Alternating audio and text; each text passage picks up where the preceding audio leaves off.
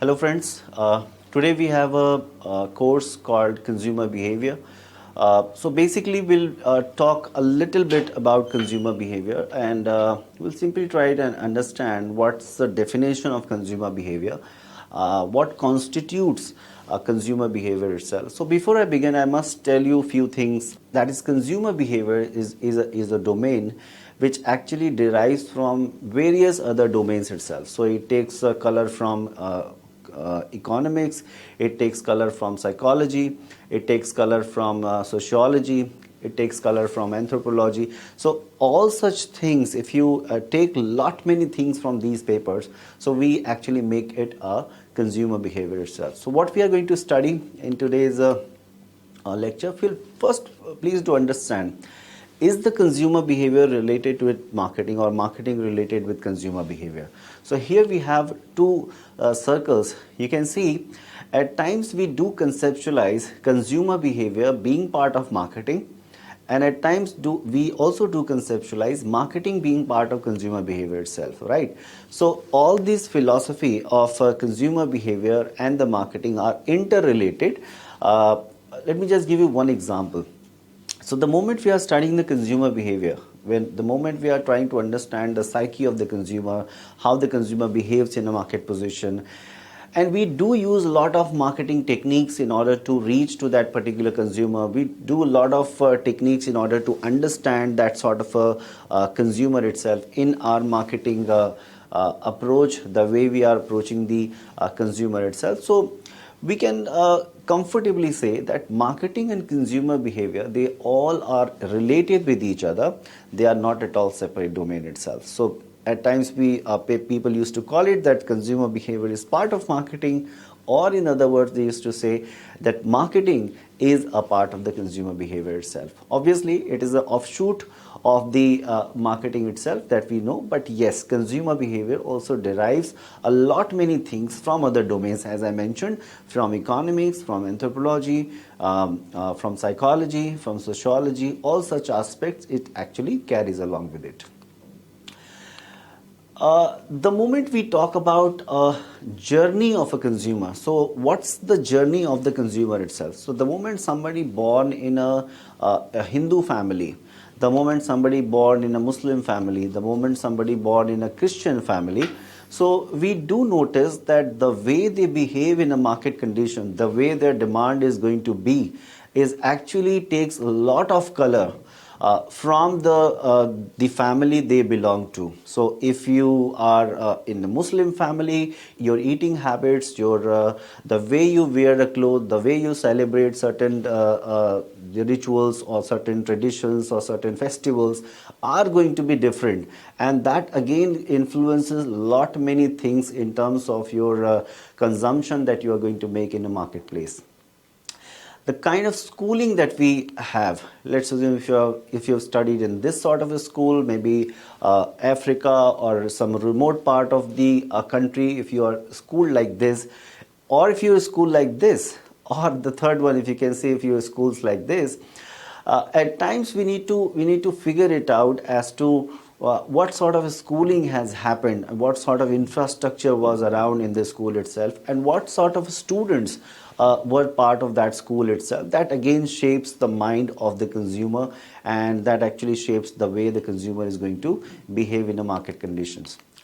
Your gender, whether you're a female, whether you're a male, or whether you are transgender, again that is going to influence upon you, the way you behave in a marketplace, the way what sort of requirements do you have in a marketplace. That's going to shape a lot many things. Let's take one simple example. If I talk about the color, so at times in journal we can summarize that if you like pink more, that means people used to say you are more feminine. If you are talking about the blue in journal, people used to say that you are more masculine, that particular characteristics over there. The point I'm trying to make here is that the gender at times also influences the way you choose certain things, the way you dispose of certain things, the way you actually behave in a marketplace itself, right? So these two things that I talked about, one is the gender, the other one is the schooling. At times you don't choose. Your parents do choose about your schooling. Gender, nobody chooses. You actually get it. But let's talk about occupation. So what sort of occupation you have? Again, that actually shapes, so whether you are a student, whether you are a working professional, whether you are in a government job, whether you are having a shop, or whether you are working for a particular company itself, that again shapes a lot many behavior that the consumer actually dispose or displays in the marketplace itself.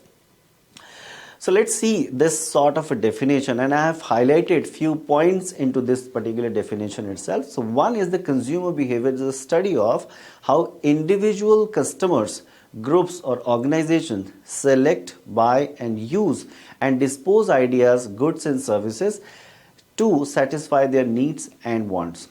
On the other hand, the similar sort of a definition is the consumer behavior is a process whereby individuals decide whether, what, when, where and how and from whom the purchased goods and services are going to take place. So that's a broader definition I have brought for you. A lot many things do influence us. At times our personal factors, our economic factors, so how much we earn, our perception, our motivation, our income, maybe the life stages at which we belong to, whether you are a child, whether you are a young adult, whether you are just joined the workforce or you are about to retire from the workforce itself, the way you learn things, the way what sort of a lifestyle do you follow, what are the social factors that influences, which class of the economy you belong to, which culture you belong to. Even if we take the example of India, so culture defines a lot many things. So we know that there are hundreds of India lives in one India itself. So whether you are from South India, whether you are from Northeast, whether you are from a central part of the country or a northern part of the country, that again shapes a lot many things, the way we behave, the way we eat certain things, the way we practice our religion, influence a lot many things about the way we behave in a marketplace itself. So I'm going to just simply, I'm going to list it down. What are the 5 major factors that influences the consumer behavior itself? So one major important thing is what are the psychological factors. So whether I talk about the individual's motivation level, whether I talk about the individual's perception level, whether I talk about the way our attitudes are shaped, again all these factors are being considered as psychological factors, and they actually influence. The research actually suggests these influence a lot many on our intent and the way we behave in the marketplace. The second is the social factors. So which class of the society you belongs to. And when I'm saying the social factors, I'm also talking about which sort of economic factors or social class that you belong to. If I talk about cultural factor, if I talk about personal factors and the economic factors. So all such factors that I listed down, all these factors, because the research actually suggests that all these factors influences on our purchase intent, and the purchase intent finally influences the behavior of the consumer itself. So all these factors are being considered as very important factor itself. That's why I believe that the course of consumer behavior should be considered and should always be taken as on the priority, because we do believe that the consumer is a king. Consumer is at the core of the marketing philosophy itself, and we need to understand the consumer, because without understanding the consumer we cannot actually shape our product, we cannot prepare our product, we cannot offer the products to the consumer itself. So the moment we understand the consumer, and then according to the needs and wants and the demand of the consumer we frame our product, and then we give the products to the consumer, will be in a comfortable position to actually meet the demands of the consumer itself. So that's all for the today's session. Thank you so much.